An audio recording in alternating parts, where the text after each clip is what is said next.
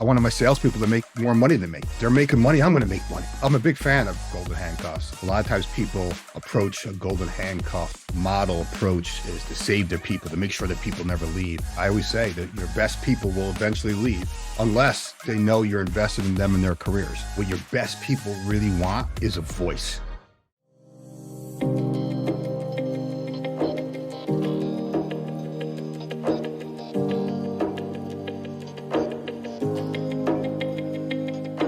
Welcome to The Dynamic, where we explore the world of business leaders crafting great businesses, relationships, and adventurous lives. I'm your host, Aaron Osgood. Let's go. Welcome, everybody. I'm super excited to have Jim Riviello joining us today. Jim, who also goes by Riv, so you might hear me call him Riv, is a business coach who has coached entrepreneurs like myself. He actually is my coach, as well as executives in billion-dollar industries, sales leaders. He's really worked with a ton of different individuals.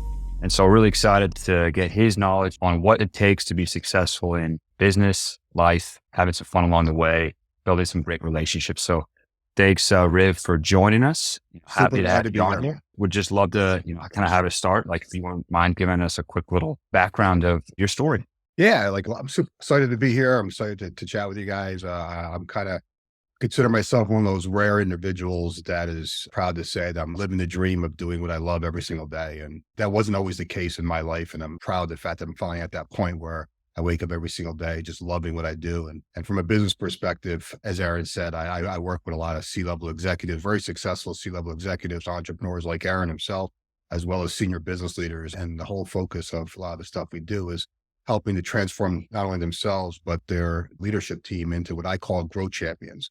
Growth champions who have the courage to do what's right. So the executive team has the time and freedom to do what they love without having to oversee, intervene, and micromanage everything. And so I'm really passionate about that.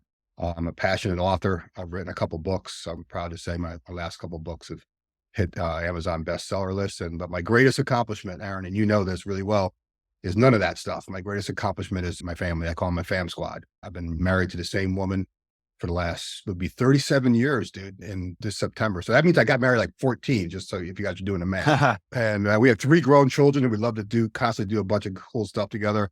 So that's like my greatest accomplishment in life is them. Cool. So tell me about like when you transition, to be an entrepreneur yourself, what were you doing before? What was the light that you saw?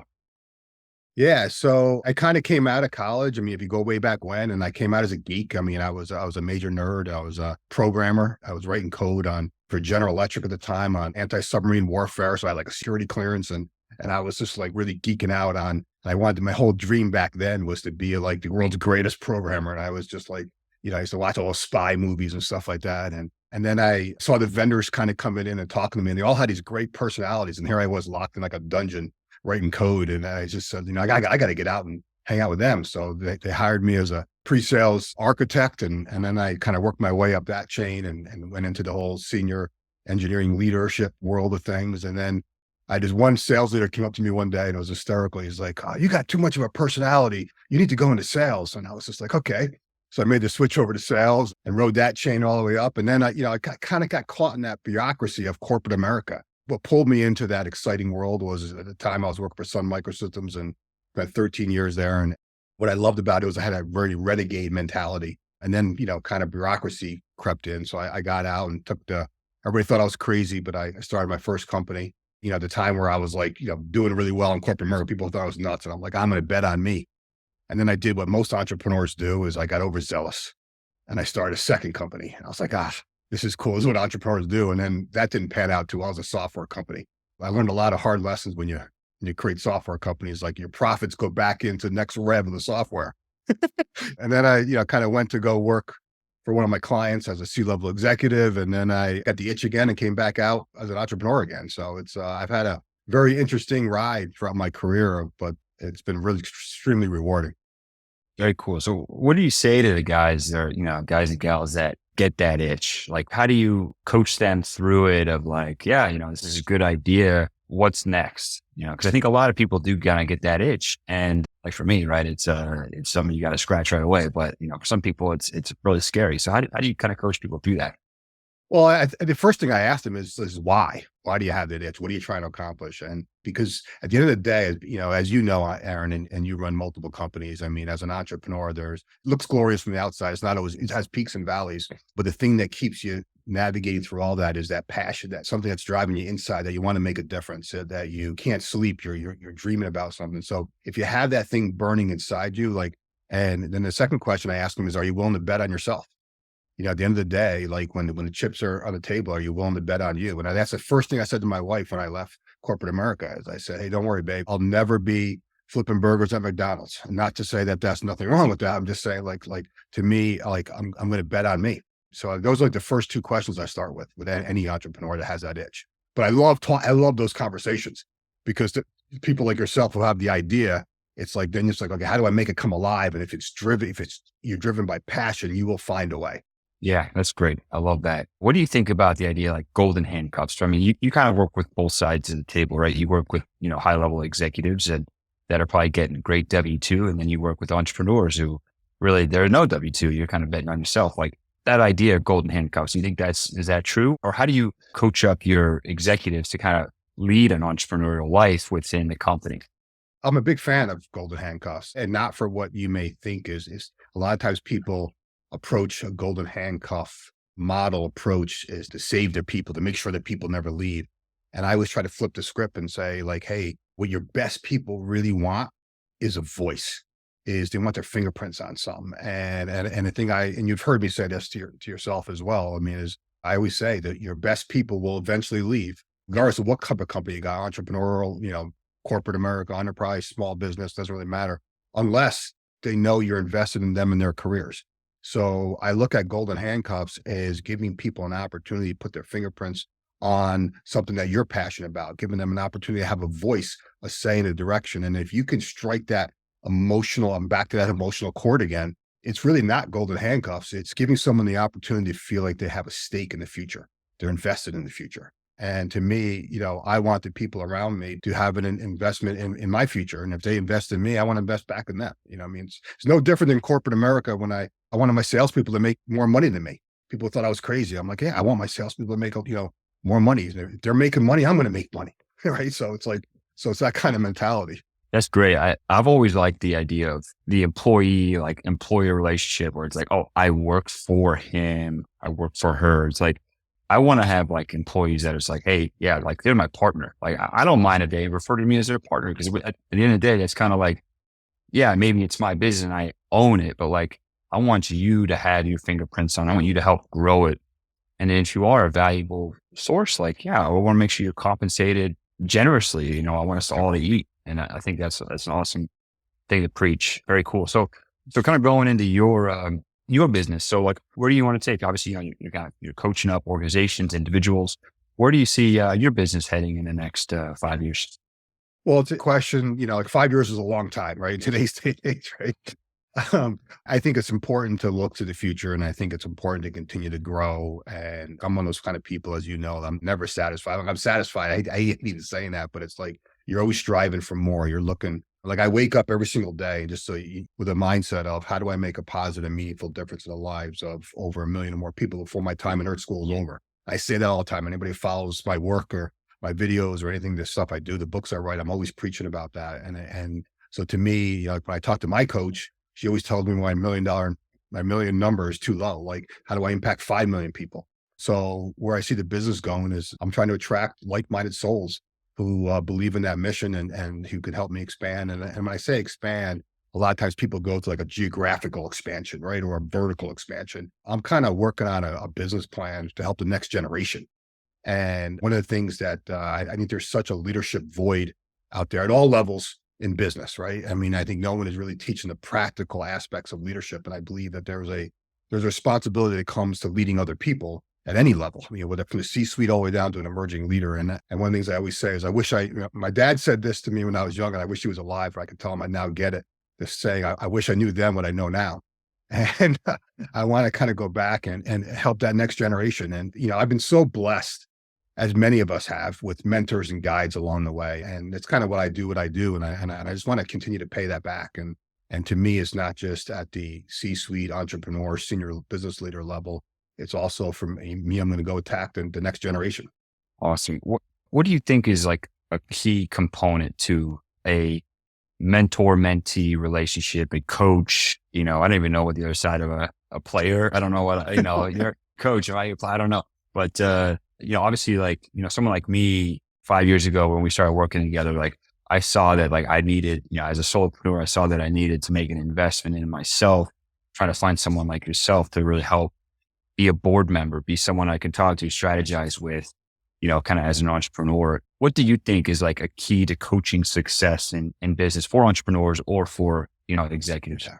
Great question. And I love that question. And I think a lot of times, sometimes coaching has a negative connotation because everybody wants to go become a coach. And I think a lot of people are just like theoretically coaches. They haven't been in the trenches. They haven't had failures and to kind of know like really how to help people navigate around obstacles. And so the first question I asked you back in the day, and the first question I'm searching for in different ways of asking it is just, are you willing? I think it's the first thing I'm looking for when I'm entertaining a new relationship with somebody is do you want to be coached? How coachable are you? What do you try to achieve? And then I kind of go on a little bit of like, some little teaser exercises and, I have my famous homework assignments. And like one of the things I loved about you right from the beginning that you impressed me big time was everything I threw out there as a potential suggestion, whether it worked or not, you went and experimented with it. And so like, are you willing to experiment? Are you willing to not just take my word for something? Are you willing to see what works or what doesn't work in your world and then adapt? And everything I threw at you still to this day, dude, like you're one of the best students out there. Like not only are you a phenomenal leader and a phenomenal entrepreneur, just killing it, but you're also a student of the game. And I think that it doesn't become work. It becomes fun when you work with people like that. Conversely, I have worked with other types of people like that, where it's just like, you feel like you're pulling people or they don't follow up on things. And to me, like that's just no fun. So it comes down to just willing. I look at myself as a senior leader as well, but I'm proud to say I'm a student first. And, they'll be putting sand on my head and one day, and I'll be like, hold on a second, I'm not done reading this chapter. I got to listen to this podcast. I think just being a student of the game is number one. And, I have a coach that's been my coach for the last almost 15, 16 years. And I surround myself with a lot of advisors. And so I'm a student as well as a teacher. And I always say like, the best teachers are also the best students. And that's what I think that's what makes the ideal relationship work. Yeah, that's a really cool point. And I think it's like, even the billionaires probably have a coach, right? It's like, there's always like different levels. Like LeBron James, he hasn't coached. Like, so there's always, I think if you kind of create that student mentality for such a long time and just have it like, hey, I'm a student for life. And like, that's a really cool, like, hey, what can I use that can make me 1% better? What can 5%, whatever. And just compound and say, that's cool to hear. Look at Tom Brady.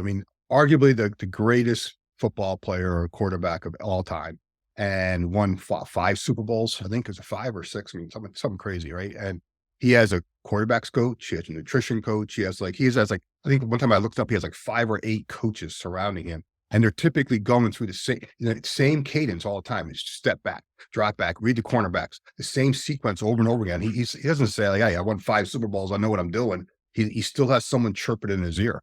And that's what makes him the GOAT. It's crazy. Yeah. Yeah. That's cool. So how does your family impact your business? Or kind of how has it impacted, going to, being an entrepreneur? Like, how was that conversation with your wife saying, hey, I'm not employed anymore?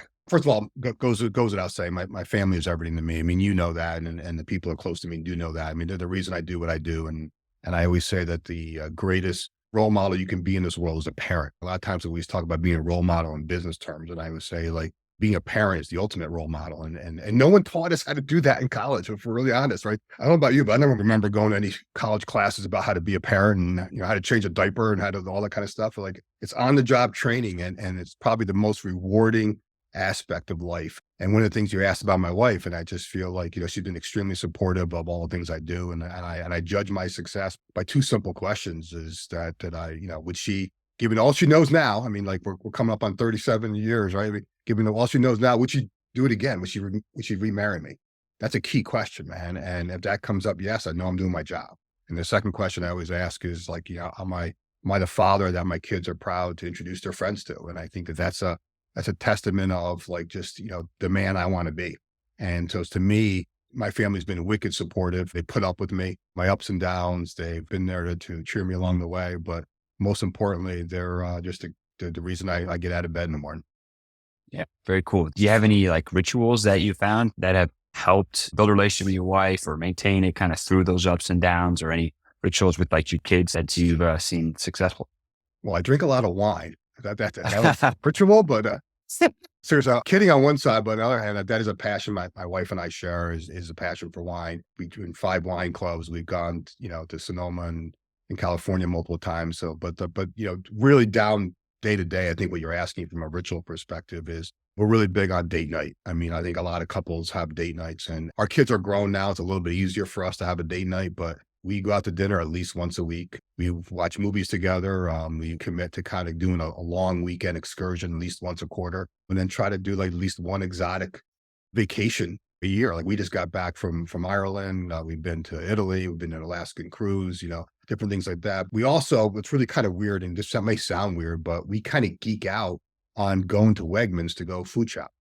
I mean, like we come from upstate New York, so there was a Wegmans. I don't know if anybody knows about a Wegmans store. It's a super store, and it's like we were so excited when they finally came down here in Pennsylvania, and so we like make that like a date night, and it's like a mini date night. We just like, let's go food shopping, and we just like we tear up Wegmans together, and it's just like funny. We have a whole routine, and but I think that those are just some simple things. But we also, as you know, we recently bought a 250-year-old farmhouse, and so we go antique shopping. We love going antiquing together, and when the kids were younger, we had a shore house for years and spent a lot of our summers down there and all the rituals that come with that. But to me, that's some of the date nights. And even when I might even mention this before, when our kids were little, I used to have a date night with them. It was like, daddy date night where I don't know if you call it a date night or just my way to see a Sixers game. So I would get like a group of 6 Sixers tickets, and I would get 2 groups, and I would have each kid have 3 kids go with me for 2 games. And that was my way to see the Sixers game, but give them something special. So there was, there's a lot of creative things I'm sure everybody does, but those are just some that I've done with my fam over the years. That's been fun. Very cool. Awesome. I love the idea of, geeking out at Wegmans. That's the Italian in you, and just, figuring out what to cook up. I mean, I know like one thing I thought that was really cool too that you did is that you made some limoncello, and I can't remember the other one that my in-laws loved. Licoricia. So we moved to Italy. I got a homemade recipe from Italy, from the connections I made over there for limoncello and licoricia. And then my son, we all kind of like made it, and we kind of took a 6-week process to do it. And I might have an extra bottle for you. I might have one. Yeah, I'm telling you, man, my in-laws still talk about the licoricia. That's how you say it. But licoricia. That's a really cool, I think like anything about that. active together, right? I mean, I think that there's something about like sitting down and watching some TV together is nice, but wow, I'm out there actually putting something together, making a product with my family. I think that's a really cool concept. We did it all. We did the labels. We did we really geeked out over it, and it was fun. And my son gave out a bunch for Christmas presents one year too, and it's just it was really cool. Very nice. Yeah. So like being a dad and son and a daughter, like what kind of like values or like anything that you did as they were growing up, like how did you become like that man that they wanted to introduce to their friends? So like what worked for you? Well, for me, it was being goofy. I mean, I think many dads can get away with this a lot. And I would say weirdly, my wife kind of was the disciplinarian, and I was the fun dad. I think I used to always just try to like have a lot of fun with them. And just, I think that's really important. And as you know, I'm a serious person when it comes to business and things like that. I can get my zone like everybody else can, but like the kids kind of brought out the kid in me. And so I used to love to come home from work and just, play. And so that was one thing too. And I think the other thing too, that I think is important is, we talk a lot about just making the little things the big things. I mean, like I mentioned, like going to Wegmans, that's a little thing, but my wife and I make it a big thing. It's just sort of like a core value of our family. Just whatever the little thing is, make it a big thing. Like it's important in our family to kiss each other good morning and kiss each other good night, and like regardless of what the situation is, my wife and I every single night just, may not like to kiss, but we'll kiss each other good night, you know what I mean? And say, I love you. And I think saying I love you is interesting, because I think growing up, like my parents didn't say that much to me. And I think it was hard for me to say those words when I first started saying them. And when I got married, that was like really important to me. And I told my wife, I want to make sure, like every time my kids hang up the phone, the last thing they say is, I love you. I love you. And I just think like, that's so little, but it's not. It's really big. And to me, I think that's really super important. And then, like, and you don't have to all have the same interest. I mean, like my wife and I are different people and driven by different things. And I just think that but you can find that commonality, whether it's like going to Wegmans, whether it's going to an antique shop. You gotta keep searching for something to bring that together. And then you mentioned, I don't know if I answered your question, but I know you mentioned something about values. And I think as a parent, there's so many values you instill in your children. If you're going to call one of my kids on this call, one of the first things they would tell you, laugh and make fun of me is, the first thing I just tell them when they were little is there's no room for stupidity in our household. And I know that's kind of can be controversial sometimes, but it's, I try to teach my kids from day one is to be sharp, be quick, be smart, think. My kids went to college. I taught them, head on a swivel, right? Raise your awareness to everything around you, be alert, walk like you belong. And those, some kind of like really some things like just to kind of how you show up. And then we talked about being fun is another thing I used to always say to my kids a lot is, my dad taught me this, like he used to always tease me, but this one is it's better to be picked on than be ignored is like, like, let's laugh at each other. Let's have some fun. And I remember when I played sports, my dad used to say, if you're being ignored, you got bigger problems than if you're being picked on by the coach. You know what I mean? And you're a hooper. So like if a coach is coming down your driveway, that's a good thing. I mean, that there's something about you that he's seizing you, so. Yeah. Yeah. Very, very good point. Yeah. That's interesting. That is a good point. So like, and I know too, you were involved in that, but like, how was it like coaching sports or like getting involved with your kids' sports, and after school stuff, while working, how was that balance? I know times are probably a little different where work from home wasn't as prominent back in the day, Oh, not too long ago, but back in the day. I used to work in New Jersey and have to race home an hour and a half to get to my son's practice. And everything whenever I coach parents on this, I always say, become head coach, not assistant coach, because a head coach can change the time of a practice. Assistant coach is the worst job in the world. But getting involved in your kids, whether the kids play sports or anything else, like getting involved in that is really important. And if you can take an active role, obviously I played basketball, so I coached my son's basketball team. I coached my daughter's basketball team when she played. I coached soccer, and I never played soccer. I remember calling my soccer friends from high school going, you got to teach me the game of soccer. I think getting involved in that is such a rewarding, I'm a leadership geek, and I always say it's the best leadership training out there is being involved in youth sports. I mean, you got to deal with communication, you got to deal with parents, you got to deal with children who aren't paying attention. It's a phenomenal experience. I encourage everybody to do it. And I think it's easier today, to be honest with you, than when my kids were young, because like you said, we didn't have work from home. I mean, I had to race from home. I had to rearrange my schedule. I had to train people to call me at 4:30 when I got in the car for an hour and a half. So I could, as opposed to talking to me when I'm at work, so I could use that car drive time. I was driving an hour and a half to get to practice. And I was actively involved in youth sports. And I encourage every parent to be involved in that. The time goes by so fast. Like, I can't tell you, like, you're going to blink your eye and it's exhausting. You end up actually dreaming about lineups and matchups and defensive schemes and offensive schemes, as opposed to work, which is actually kind of refreshing. So, That's awesome. I love that. That commitment is huge. I mean, driving, an hour and a half, making sure you leave on time because you got to be at practice at a certain time. That's a big responsibility. And like, you don't want to be the late coach and your son is like, oh, dad's late again. He's our coach, right? So it's like, that's a big deal. And making sure that's a priority that's definitely, it's impressive. well, the other thing I want to add on that, I think it's important is like, you're role modeling. And at first your kids are got one eyebrow up on you because they don't know that what they're really worried about more is how their friends are going to react to you. Right. And they're like, so they're kind of judging you a little bit like, okay, is my dad going to be cool or is he going to be the person everybody hates? And my son would tell me later on, he was like, one thing I loved about, you coaching us was just like all my friends respected you. And because that made me feel good. And so I just, remember you're a role model there and your kids are more observant than you think. Yeah. It's like, it's always like, as a parent, like you almost think of like, my kid's going to do what I tell them, not to do and vice versa. But there is something though about kind of being like that head coach where it's like, hey, you get a little extra authority, maybe your assistant coach kind of prods them along too. But yeah, that's cool. I think that's definitely on my radar for the future is coaching up the kids.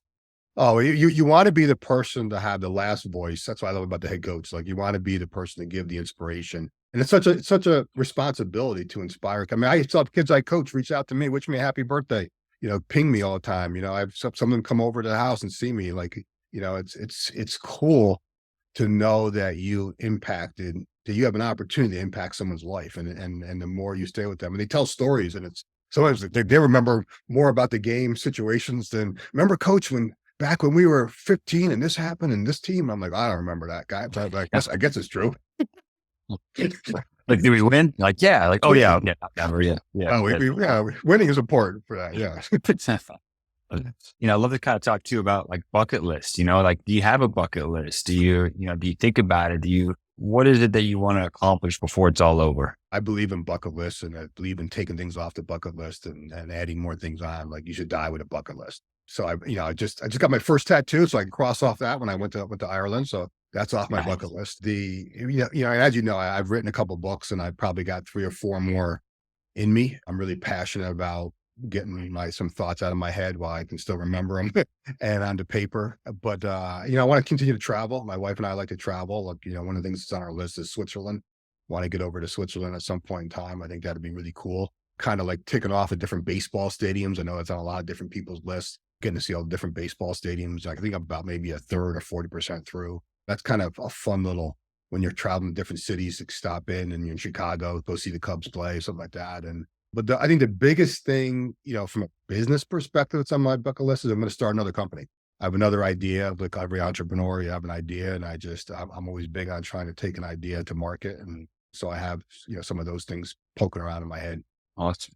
Very cool. Yeah. I don't know if there's anything else you want to add, but this was perfect. It was great hearing about your business, kind of, a lot of good hacks there. I hope everybody wrote some things down there. I can't wait to go to Wegmans. Every time we go to Wegmans, though, we spend like $400. So yeah, it's insane, right? Like it is such a. So we talk about like data. Sometimes like in the winter, what we'll do is we'll go to Wegmans, and then we'll stop at the Poorhouse or someplace up, because you can leave the groceries in the car, and it's cold enough. But Wegmans is a phenomenal place, and if anybody has never been there, please go visit it. It's probably, and I kind of like geek out from an entrepreneurial perspective. I'm like, there's probably like 20 different companies within the Wegmans companies. I mean, like, you look at the way the delis run and the bakeries run and the different cheese section is run. It's like they run like almost like companies within companies. So yeah. It's I walk through and I geek out on stuff like that. Awesome. Well, if people want to kind of, reach out or learn more kind of about you, what's a good way for them to connect with you? Yeah, great question. So I'm active on YouTube. I have a YouTube channel, Jim Riviello. Go visit there. I produce leadership videos each week. I have a podcast called Getting Results. Please feel free to check either of those two out. My website is lxu.training. On there, there's a whole like section in there where you can download free copies of my book. I'll assign them for you. I'll ask as you pay for shipping, or you can go to clevelfreedom.com and sign up and book a call, and love to chat with you. Awesome. Well, thanks again for joining us, Riv, and I'll talk to you in a couple of days. Awesome, man. Really appreciate it. Talk to you soon, man. See you.